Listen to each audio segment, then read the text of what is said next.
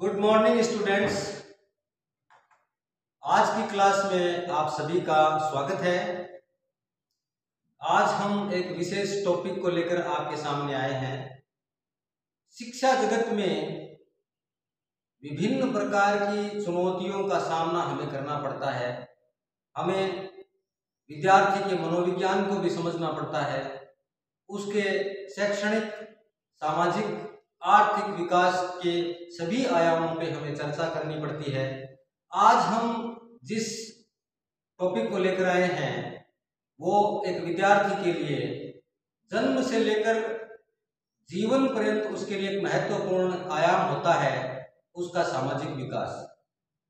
क्योंकि मनुष्य एक सामाजिक प्राणी है और वह समाज में रहकर ही अपने सारे काम करता है, समाज के योगदान के लिए वह जीता है। समाज को उससे बहुत सारी आशाएं और अपेक्षाएं होती है। इसलिए आज का हमारा विषय है सामाजिक विकास को प्रभावित करने वाले कारक। सामाजिक विकास को प्रभावित करने वाले कारक, फैक्टर्स इन्फ्लुएंसिंग सोशल डेवलपमेंट। सामाजिक विकास को प्रभावित करने वाले कारकों को समझने से पहले हमें यह समझना जरूरी है कि हमारा सामाजिक विकास होता क्या है। सामाजिक विकास से हमारा तात्पर्य है, सामाजिक विकास एक प्रक्रिया है जिसके माध्यम से व्यक्ति समाज के दूसरे सदस्यों के साथ प्रभावी रूप से संबंध स्थापित करता है, सामाजिक मानदंडों और मूल्यों को आत्मसात करता है और समाज के प्रति उत्तरदायी बनता है। सामाजिक विकास को कई आंतरिक और बाहरी कारक वो है प्रभावित करते हैं। सामाजिक विकास एक इकाई न होकर एक प्रक्रिया है जो जन्म से लेकर के और उसके मृत्यु पर्यंत, जीवन पर्यंत चलती रहती है, जिससे समाज प्रभावित होता है और समाज से व्यक्ति प्रभावित होता है। और शिक्षा जगत का यह महत्वपूर्ण दायित्व है कि बालक का सामाजिक विकास जरूर सुनिश्चित हो, वह सकारात्मकता की ओर बढ़े। तो आइए बात करते हैं ऐसे कौन कौन से कारण हैं जिनके कारण उस बालक का सामाजिक विकास प्रभावित होता है। उसमें सबसे पहला और महत्वपूर्ण कारक है परिवार। बच्चा जब जन्म लेता है तो जन्म के साथ ही वह परिवार का सदस्य बन जाता है। परिवार के अंदर उसको प्रेम, सहानुभूति, सहयोग, संस्कार, संस्कृति, आचार विचार, इन प्रकार के सभी गुणों का समावेश होता है, उसको मिलते हैं परिवार की तरफ से। परिवार सामाजिक विकास का पहला और सबसे प्रभावशाली कारक है। बच्चे को सामाजिक व्यवहार, बोलने चालने का, भाषा का, नैतिकता, सहानुभूति और अनुशासन, माता पिता, भाई बहन और परिजनों के साथ में उसका व्यवहार, और वो व्यवहार वहाँ जो बनता है उसका, वही उस व्यवहार की नींव होती है जो बड़ा होकर के समाज के सामने प्रदर्शित करता है। दूसरा महत्वपूर्ण कारक है विद्यालय। बालक 5 साल की आयु के बाद में, परिवार के बाद में दूसरा जो ऐसा स्थान है जहाँ सामाजिकता के गुण सीखता है वो है विद्यालय। विद्यालय सामाजिकरण की दूसरी महत्वपूर्ण संस्था है। विद्यालय में उसके शिक्षक होते हैं, उसके सहपाठी होते हैं और अन्य लोग जो होते हैं। विद्यालय का वातावरण है, उसका पाठ्यक्रम है, उसकी गतिविधियां हैं, उन सब में वह शामिल होकर के उन गुणों को सीखता है ताकि वह आगे चलकर समाज के उपयोगी बन सके, क्षमा चाहता हूँ, समाज के अनुसार ढल सके। तीसरा महत्वपूर्ण बिंदु है सामाजिक परिवेश। हमारे सामाजिक परिवेश में हमारा आस पड़ोस, मोहल्ला, मंदिर, मस्जिद, हमारे सामाजिक संस्थाएं, जहाँ जहाँ हम जाते हैं, बाजार, ये सभी आते हैं। इन सब से व्यक्ति सीखता है सामाजिक सहनशीलता, जिम्मेदारियां, विविधताएं, सारी कुछ वह उस वातावरण से सीखता है। और बालक जिस प्रकार के वातावरण में रहता है उसका सामाजिक विकास उसी के अनुरूप होता है। अगला कारक है सांस्कृतिक कारक।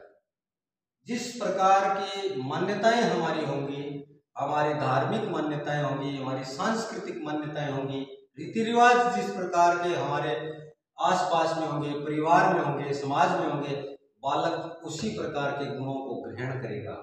अगला बिंदु है आर्थिक स्थिति।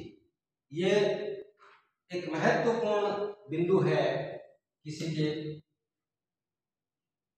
सामाजिक विकास का। एक विद्यालय में, एक कक्षा में बहुत सारे विद्यार्थी होते हैं और वो अलग अलग आर्थिक सामाजिक पृष्ठभूमि से आते हैं।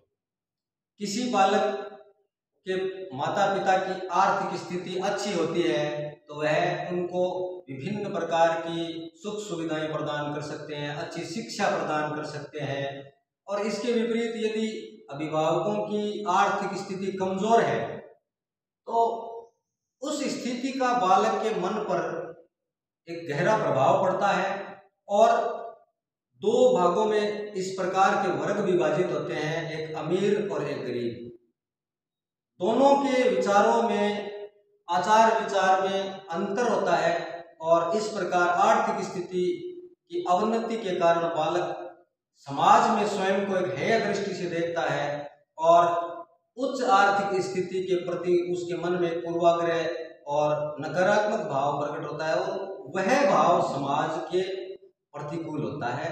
इसलिए आर्थिक स्थिति का भी एक बालक के ऊपर प्रभाव पड़ता है, उसके आत्मविश्वास में कमजोरी, ये सब आर्थिक स्थिति इस प्रकार से प्रभावित करती है।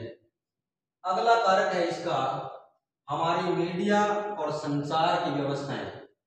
टेलीविजन, इंटरनेट, सोशल मीडिया, समाचार पत्र, ये सभी वर्तमान युग में हमारी सामाजिक चेतना, समाज से हमें जोड़ने का काम करते हैं।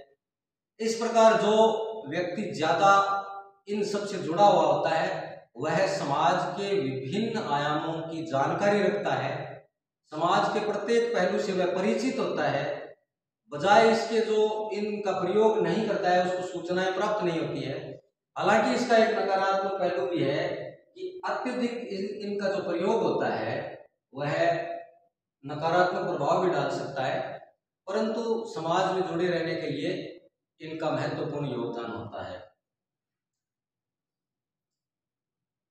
7 नंबर बिंदु है साथी समूह है। उस बालक के साथ के समूह है जो उसके साथ में पढ़ते हैं, उसके मित्र हैं, खेलते हैं। बचपन और किशोर अवस्था में मित्रों और साथी समूह का प्रभाव ज्यादा होता है। इस उम्र में सामाजिक व्यवहार, समूह में कार्य करने की योग्यता, सहयोग और प्रतियोगिता की जो भावना पैदा होती है बच्चों में, वो अपने साथियों के समूह से होती है। उसमें वह नेतृत्व करना, सहयोग करना, परोपकार करना, इस प्रकार की भावनाएं विकसित करता है जो समाज के लिए अति आवश्यक होती है। 8वां बिंदु है एक व्यक्ति का शारीरिक और मानसिक स्वास्थ्य। समाज के अनुकूल वही होता है जो शारीरिक और मानसिक रूप से स्वस्थ होता है। जो व्यक्ति शारीरिक रूप से स्वस्थ होता है वह समाज की विभिन्न गतिविधियों में भाग लेता है और जो शारीरिक रूप से अक्षम है वह इस प्रकार की गतिविधियों में नहीं भाग ले सकता है। समाज से वह थोड़ा अलग थलग हो जाता है और उसके अंदर एक असुरक्षा की भावना विकसित होती है। और मानसिक रूप से यदि वह कमजोर है तो अपने आप को वह कमजोर और कम समझता है और समाज के अनुकूल वह व्यवहार करने में असमर्थ होता है। इस प्रकार व्यक्ति का शारीरिक और मानसिक स्वास्थ्य भी एक अति आवश्यक पहलू है। अगला बिंदु है राजनीतिक और कानूनी ढांचा। किसी देश की सामाजिक नीतियां, कानून, मानवाधिकार और सामाजिक न्याय की जो व्यवस्था होती है नागरिकों के सामाजिक विकास को प्रभावित करती है। जहां समानता, स्वतंत्रता और अभिव्यक्ति की स्वतंत्रता मिलती है। ये उदाहरण आप देख सकते हैं राजनीतिक संस्थाओं में, कहीं लोकतंत्र है, कहीं तानाशाही है, तो उन देशों में इस प्रकार की व्यवस्थाएं समाज में आपको अंतर करने के लिए मिलेगी। आज के लिए बस इतने ही। अगली कक्षा में इससे आगे के बिंदुओं को हम लेकर आएंगे। धन्यवाद।